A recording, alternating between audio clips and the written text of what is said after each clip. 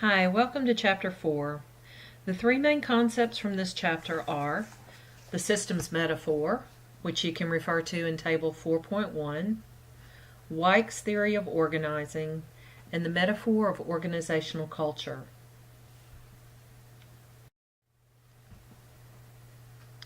So as we move through these slides, think about how communication occurs within an organization that you work for or that you volunteer for. So let's start with system theory and look at system components. So according to systems theory, systems are made up of these three components. They are hierarchically ordered, they are interdependent, and they are permeable.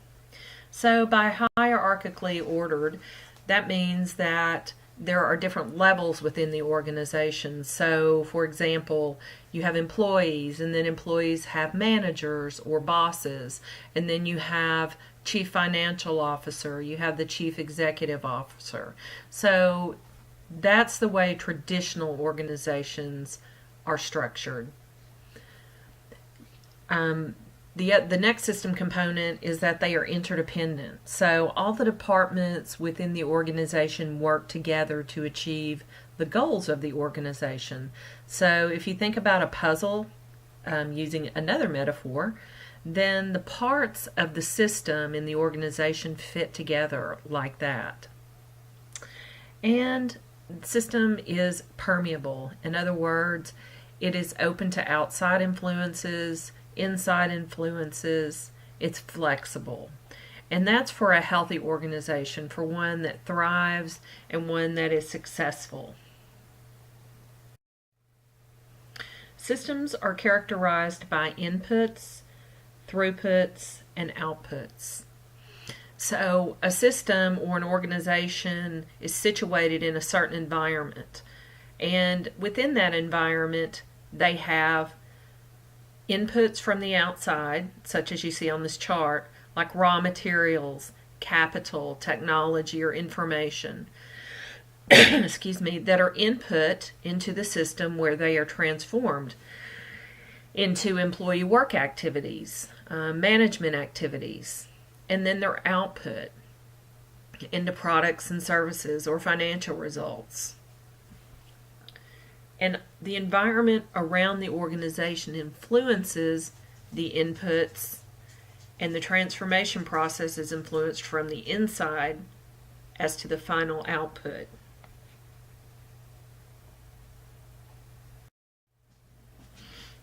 Because of system openness and interdependence within the organization, systems are also characterized by holism, equifinality, negative entropy, and requisite variety.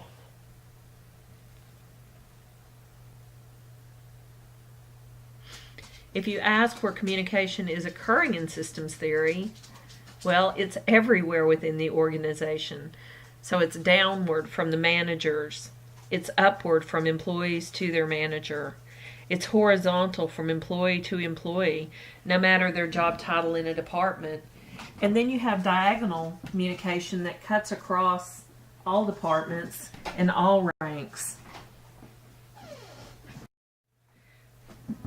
Now let's look at Weich's theory of organizing and its impact on organizational communication, because it has had a huge impact on the way that we think about organizations, or that scholars think about organizations.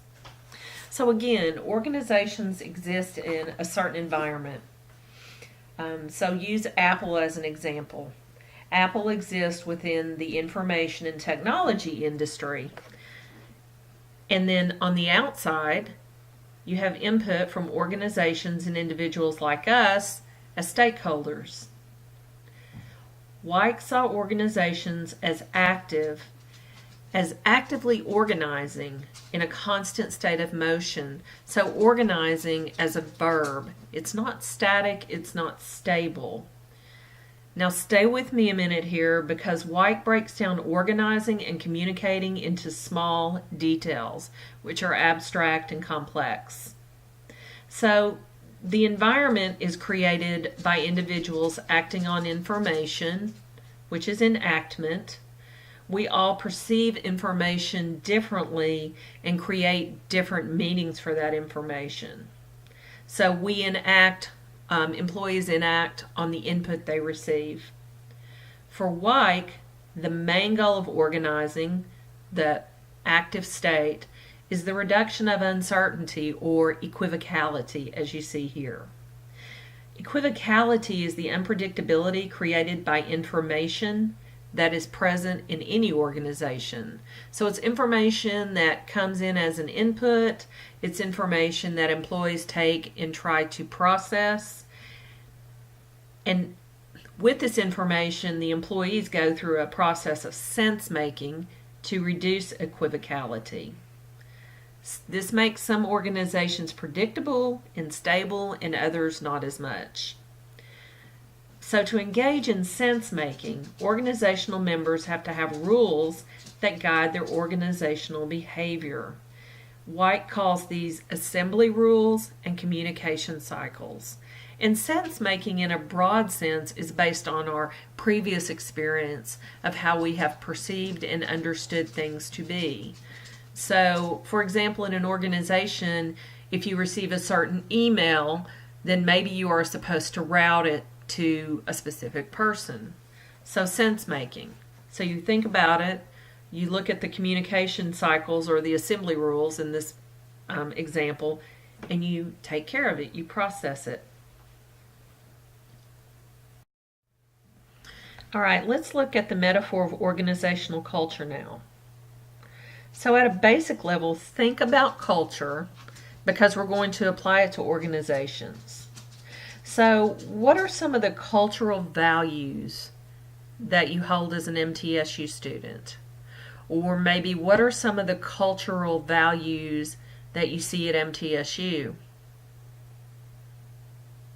So two that stick out to me are being true blue and academic honesty.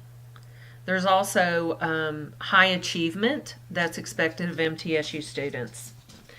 So as a student, what are some student values?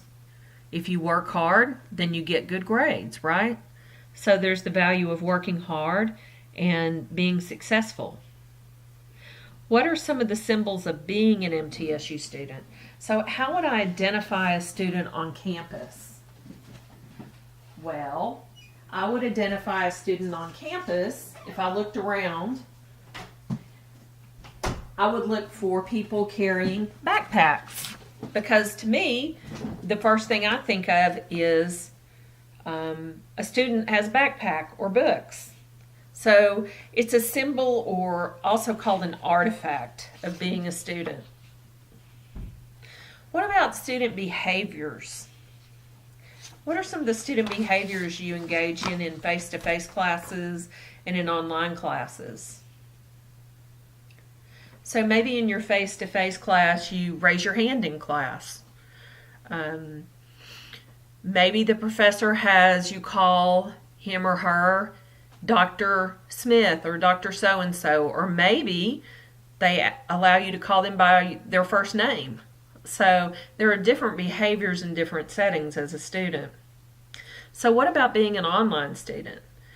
Maybe one of the behaviors of being an online student is showing that you're logging into the class frequently. You're writing on discussion boards and you're trying to be engaged in the online class.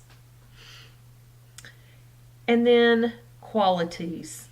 So connect these ideas of values, symbols, and behavior to an organization that you work for. And think about the qualities that make up the organizational culture.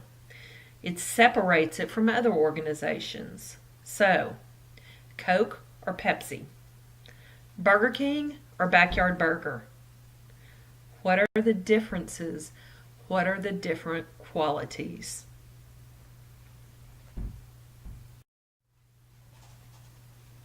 All right, let's look at attributes of culture.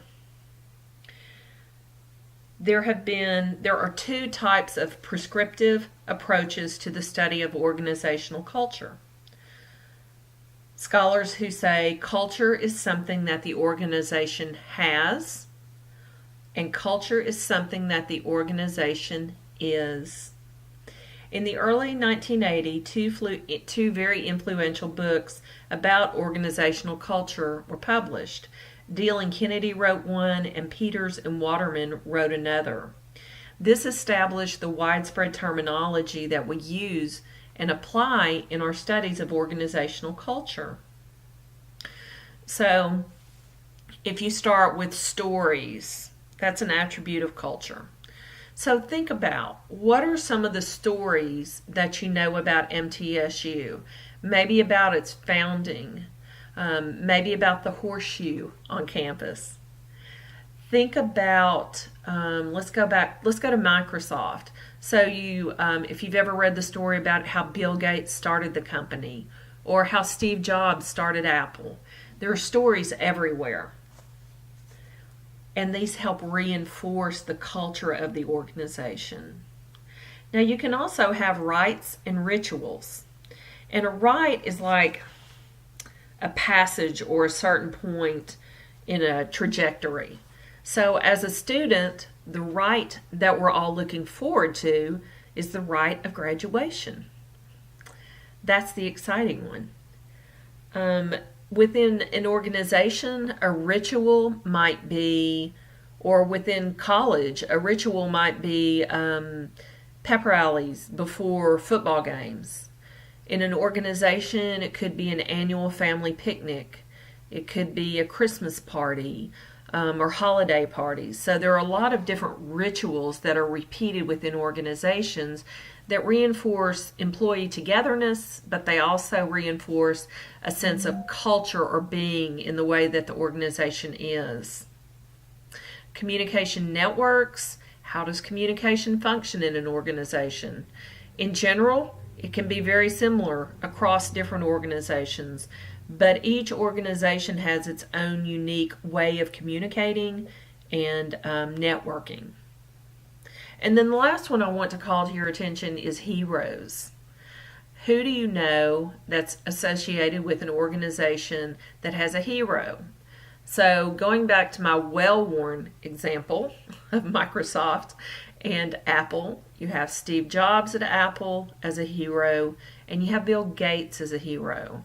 Now, I'm sure you can think of many more examples than that, but organizations, if they've been around for a while, they tend to have heroes. I like to look at Southwest Airlines because they have great examples of how they live out their culture. I know this slide is kind of hard to see, but it's at southwest.com, and then I went to About Southwest and Careers, and I found a lot of information about their culture. So we can make some guesses about their culture based on this picture. It seems to be representative of their employees, or tries to be, I would guess. And then on this next page, you see their core values. So you have your mission statement, your vision statement. They even have their purpose. And then they have a statement that's directed to their employees, which I think is really interesting. And if you have a chance, go in and play this video. It's interesting. There's a book written about, well, I think it was written by the founder of Southwest Airlines. It's called Nuts. And it talks about their beginnings in the late 60s, early 70s in Dallas, Texas, and how they were competing against these mega airlines at the time. But it also talks about how they select their employees and their mission and their passion, and it's a really engaging story. So, if you have time, then look at that. Now let's switch and consider our current approach to studying culture. Today, most organizational culture scholars regard culture as complicated, emergent, not uniform, and ambiguous. So it's not just a really simple approach to culture, but they look at culture as more of a complex or complicated web created by the people in the organization. They also look at it as emergent. It's not something that's static. It's kind of going back to Weick. It's that organizing. It's more of a verb. It's always in a state of. It's not uniform either, according to this new approach. You think about how in an organization you have different departments. Well, in each department there might be a subculture. So, information technology might have a different culture from human resources. There are different people in the department and they communicate differently. So, they might have created their own subculture apart from the overarching culture. And culture is often ambiguous. Maybe it's kind of hard to pinpoint or to define. So, this is more of a complex way to approach culture.